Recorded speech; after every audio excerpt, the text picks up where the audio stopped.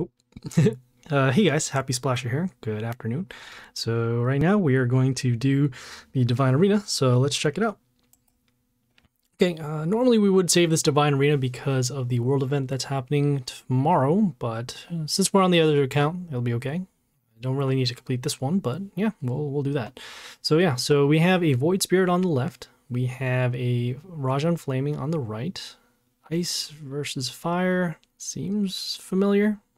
Yeah, that's okay. Right, so on the text here we're going to be Ice is beautiful, clean, uncompromising, cold like all things should be. Probably a free skill here, and then over here, playing with fire brings death only to those who burn themselves. Okay, not sure what skill this is going to be. Probably splash, but we'll find out. Okay, and so yeah, let's go.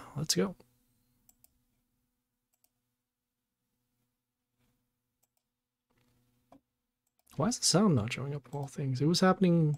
All right, let me do that. Here we go, guys. Okay, now we are back. Right, so let's see what the skills are on the Warlord here. So before the enemy attacks, will deal damage to themselves for a turn. We'll have a melee demon with splash, and then also an attack boost to melee heroes. I'm going to start with a hero with high health to actually avoid taking that first skills damage. So we're going to summon this melee hero over here on D3. Help us protect one of our buildings, which this one actually gives negative attack. The other one here gives an attack boost. Sure. Both useful. Alright, so they did that damage skill. Next turn, probably going to be summoning a hero again with high health to avoid taking that damage. In this case we have, what is this? This hero here has splash and flight, also gives spikes to allies, but since there are no others on the field, it does not count. And next summon this melee hero over here on D3. We'll take some damage again, take some damage here, and then at the end of the turn we will get a health boost for every frozen hero, which in this case is this one here. So our goal right now is to make sure that we can keep our heroes still on the board. In this case, we did lose one here because of this high tech. It has an instant kill rune at the end of the turn, which in this case is here.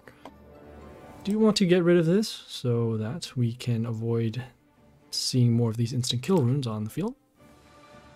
And again, we will continue in this case with another melee hero to help us block. Whoa! And the melee hero over here on E3. Looks like this one will freeze the enemy that attacks, but it doesn't matter at this point. Also gets an attack boost, but it is now gone.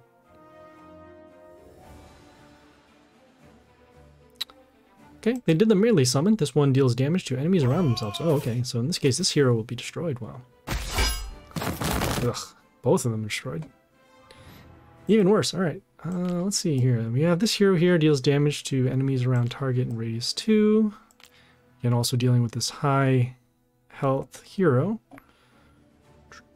Don't have anything to get rid of this right now, unfortunately. So I guess what we'll do is we'll summon this range hero actually over here on A1. This hero has protection because whenever an enemy is summoned in the line, it will freeze for a turn. So at least then we'll be able to place some heroes over here. On top of that, it does have an attack steal from all the male heroes. So in this case, it's this one and this one. Okay, we have the flight hero over here. Summons a pentagram whenever one of our heroes dies. We'll also summon a splash rune, which I guess in this case, this is that fire that they were talking about. So we're going to continue and place more heroes on the same lane in order to avoid taking damage to these heroes. Going to continue and do our free skill to actually stop this hero from dealing that damage. And then follow up with our ranged hero over here on... yeah, we're actually going to follow with this range hero over here on B1, or B, no, it's A2, I'm sorry, A2 over here. So again, we're still letting our attacks still happen. We're also giving our heroes protection in this lane. We're going to follow it up next with probably this melee hero or whatever else shows up for the next turn.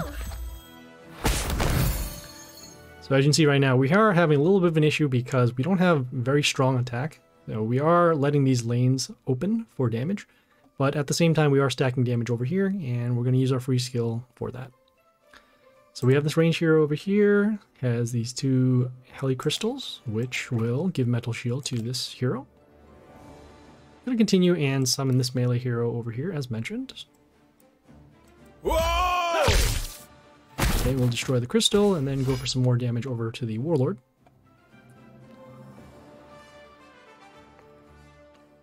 Also remember that this damage skill here deals damage to enemies around themselves. So in this case, it would actually be this cell, and this cell.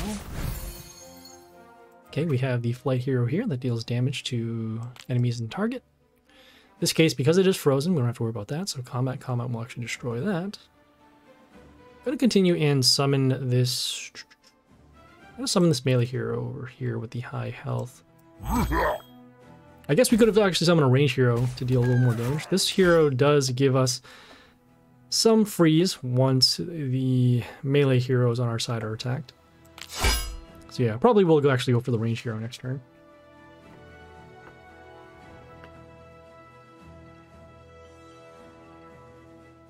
How does this have attack?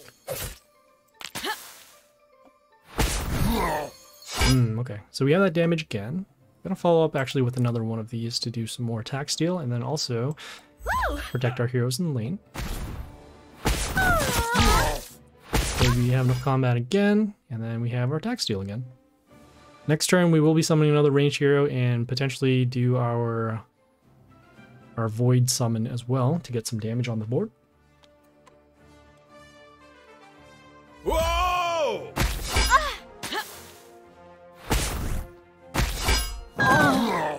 Ooh, okay, and then we took extra damage again from the Strick. This one actually dealt more damage because of the number of heroes on the board.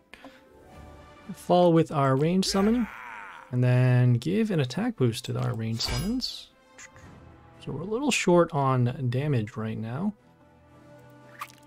Still not enough for attack steal, unfortunately. This one can freeze, this one freezes too. Now we're gonna have to freeze some heroes anyways because we are running short on health. So we'll summon this melee hero over here on the C3. Okay, some more freeze. Okay, some more attack steal. We are going to be taking damage over to these heroes. And might actually be lethal if they have another way to break through.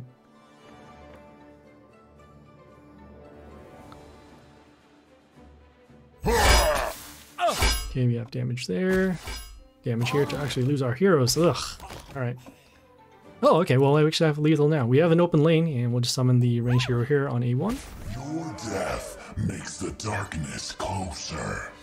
Yeah, and there you go. Epic!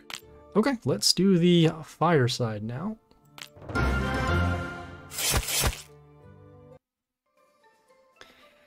Okay, let's take a look at the Warlord skills. So they have the freeze all of our heroes for one turn. They'll have a ranged demon with the freeze skill, and then also an attack boost to ranged allies. We're going to start again with this melee hero. I'm going to be placing it over here on... Probably a little better if we can actually go for damage. So we're going to protect our building and summon this melee hero over here on B3. This hero here has flight and will also deal a damage pentagram to the enemy side if one of the heroes are destroyed. So we'll be able to start putting some damage on the board. We want to summon this hero early so that way we can get more chances to use that skill.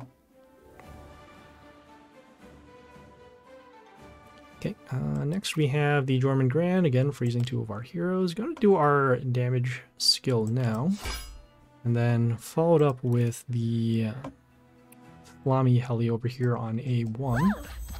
Okay, not the placement that we're looking for in terms of the crystals, but we do have some coverage on our other lane, so I guess that's alright.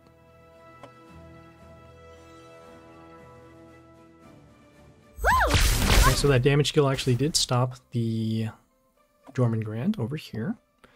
Let's see, 1, 2, 3. Seeing how much damage we can actually deal to this particular hero. So this one does the attack steal to our male heroes, which in this case are over here. You saw the damage pentagram happen because of the Jormungand Grand being destroyed. 1, 2, 3, 4, 5, 6, 7. Oh, so not quite enough to actually destroy that. But we can place some other damage over here. So let's do our summon. There is a chance that our melee hero can actually come in over here. It always gets summoned on the first column over here. And let's see, 1, 2, 3, 4, 5, 6, so not quite enough. could actually deal some immediate damage to this hero. So we'll summon this range hero over here on A2. It is frozen, but that is fine. It does have a damage skill at the end of the turn to enemies in the line. And we're setting it up for next turn so that we can actually summon this Strick to allow us to deal damage over to this hero. Okay, they did the free skill. That is fine. Okay, they also did the void summon. All right, so let's see. We'll lose this hero in combat, meaning no more damage pentagrams. You can see the free skill here will happen, but again, since this hero will be destroyed, don't have to worry about the freeze. Okay, and now we have this other range hero, gives an attack boost for a frozen enemy, and also will freeze enemies in the line when it dies. All right.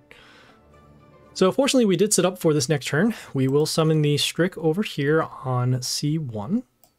Whoa! When it attacks, it will deal damage to these spots over here. And as you can see, enough damage because of the number of heroes that are on the board. In this case, it was not only the enemy side, but also our side as well. So that is why those Flammy crystals were summoned first. Okay, gonna continue and summon a hero with high health over here just to block. So we're gonna summon our matriarch over here on B3. Got combat here, destroying that. Deathbringer over there, freezing this hero, and then finally the splash damage off of the Strick to destroy the ranged hero here.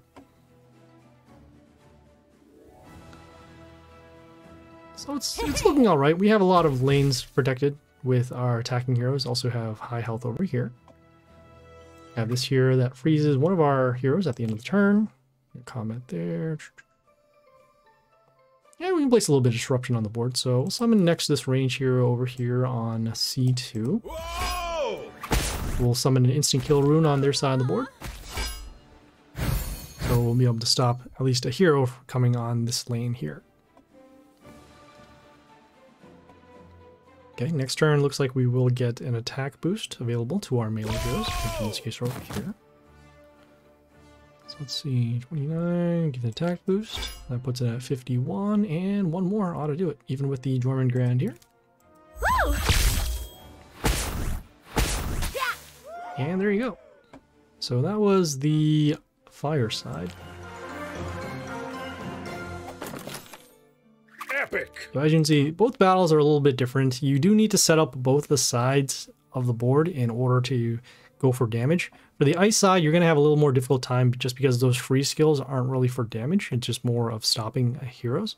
Whereas on the fire side here, you do have a lot of heroes that can deal a lot of splash damage and also extra damage to heroes. So yeah, so that was Divine Arena. We'll check back in on a couple days when Divine Arena refreshes, and we'll take it from there. Okay, this is Happy Splasher, signing off.